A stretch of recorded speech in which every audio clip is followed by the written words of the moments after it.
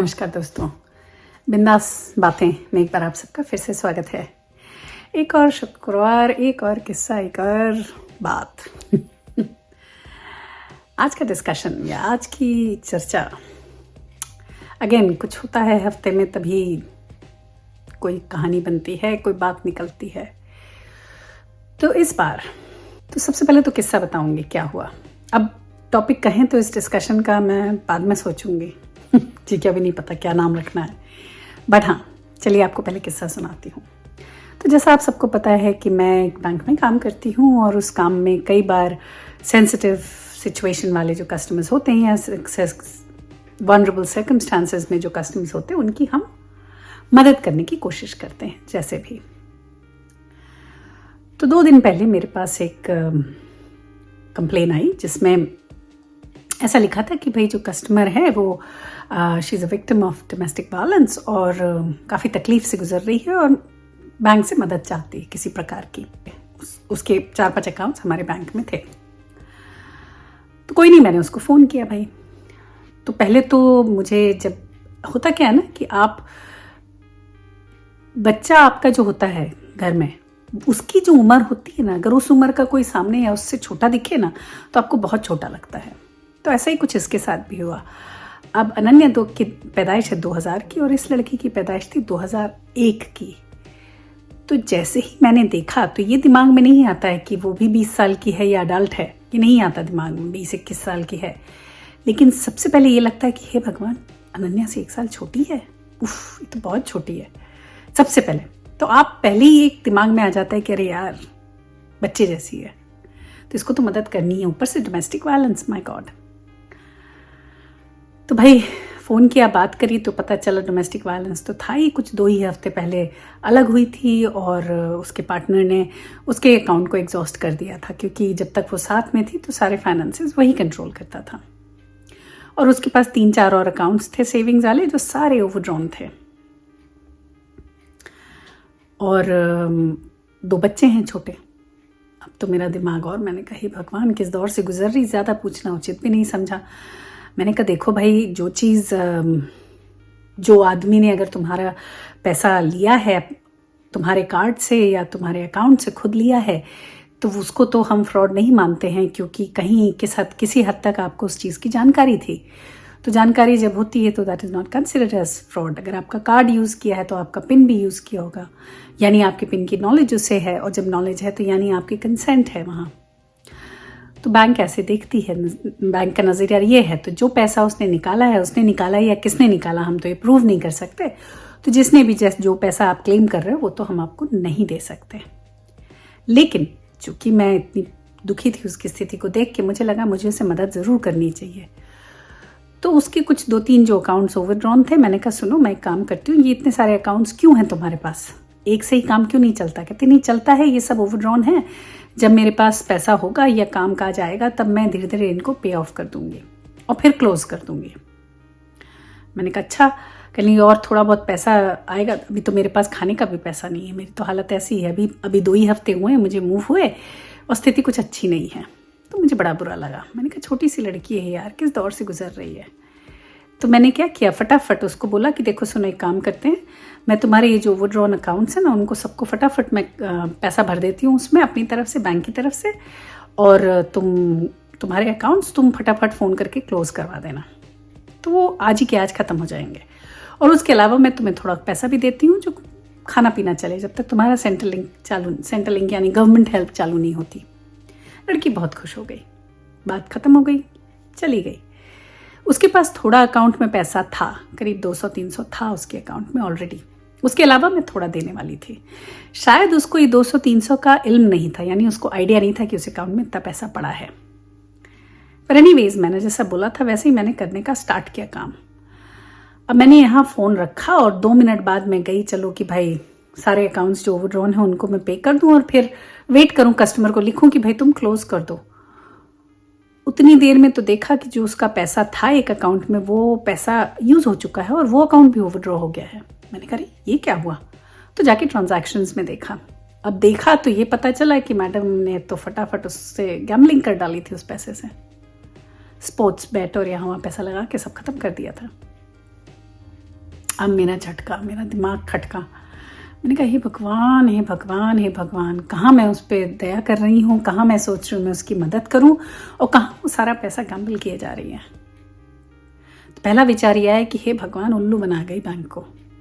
पहला विचार, करे यार उल्लू बना दिया बंदी ने। She is exploiting the bank, नाटक कर रही है। फिर मैंने अपने विचार को थोड़ा बदलने की कोशिश करी। मैंने कहा मैं क्यों ऐसा सोचूं कि वो गलत है। मैंने सोचना शुरू किया कि हो सकता है कि डोमेस्टिक वायलेंस, यंग, और उसके अलावा उसके पास गैम्बलिंग एडिक्शन का भी प्रॉब्लम हो। तो फिर मेरा दिमाग खटका कि अरे अब ये जो मैं पे कर रही हूँ अकाउंट्स ओवरड्रॉन, उनको मुझे ही क्लोज करना पड़ेगा। तो फिर मैंने एक्शन अपना बदला, उस पर डिपेंड ना करके मैंने जैसे जैसे पे किया वैसे वैसे डायरेक्ट बैंकिंग को फ़ोन करके सारे अकाउंट्स क्लोज करवा दिए। और उसके बाद फिर उसको पैसा जो देना था दे दिया। अब राम भरोसे, अब वो पैसा अगर गैम्बल कर लेती है तो फिर उसकी किस्मत। अब पता नहीं उसके बच्चे हैं कि नहीं हैं, पर मैंने अपने विचार को बदला। मैंने ऐसा सोचा कि हो सकता है वो गलत हो सकता है वो मुझे उल्लू बना गई, लेकिन ये भी तो हो सकता है कि जो हम सोच रहे हैं कि वो इतनी मुसीबत में है, तो शायद वो जस्ट टिप, उसकी मुसीबत और बहुत बड़ी हो, गैम्बलिंग हो और एडिक्शंस हो उसकी लाइफ में। तो मुझे ठीक लगने लगा। मैंने कहा चलो ठीक है यार, जो किया वो ठीक ही है।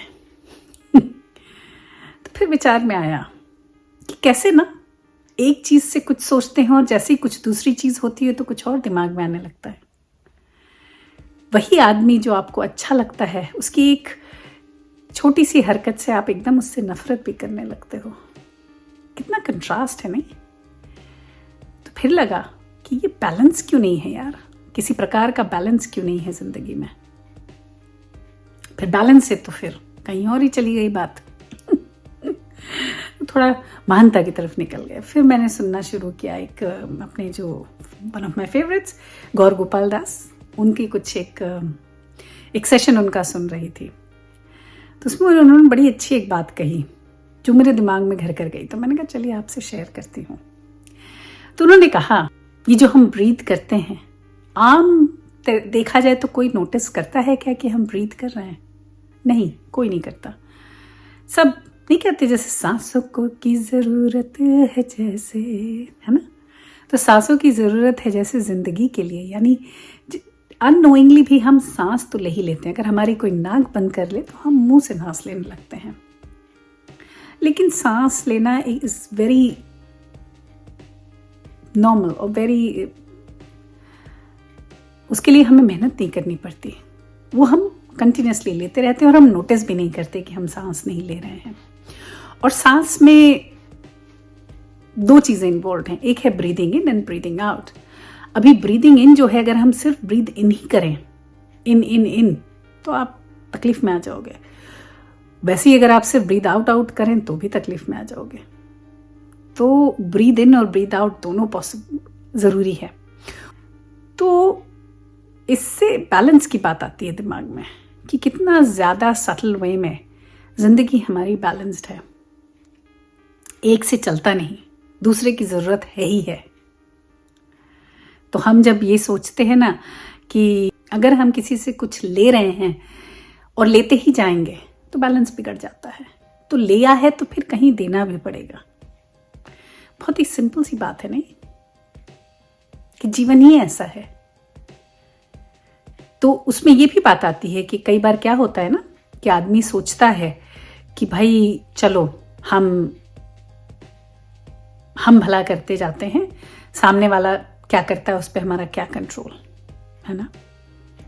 लेकिन अगर आप ही बार बार झुक रहे हो, सामने वाला कभी झुकता ही नहीं, तो फिर कहीं जाकर आपको झुकना छोड़ना पड़ेगा, क्योंकि फिर बैलेंस बिगड़ जाता है ना। सामने वाले को तो झुकना चाहिए, तभी ना बैलेंस आएगा। क्योंकि अगर आप बार बार झुक रहे हो तो कुछ हद तक तो आपकी नम्रता है, लेकिन कुछ हद के बाद आप अब्यूज हो रहे हो।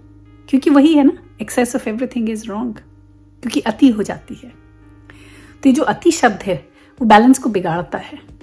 तो फिर वही है ना कि बैलेंस, अगर आप झुके जा रहे हो तो कल आपको तकलीफ हो जाएगी। इसलिए सामने वाले को भी झुकना ज़रूरी है, या थोड़ा झुकने के बाद आपको वापस उठना ज़रूरी है। फिर वैसे ही है ना कि अगर आप सिर्फ लेते ही जा रहे हो किसी से, तो कभी देना भी तो ज़रूरी है ना। क्योंकि अच्छे और बुरे में या हाँ और ना के बीच में बहुत ही पतली लाइन होती है। कोई चीज़ अच्छी है तो वो पल भर में बुरी भी हो जाती है। तो जीवन के परले को, इस आज की वीडियो का मतलब मकसद यही है कि जो जीवन का हमारा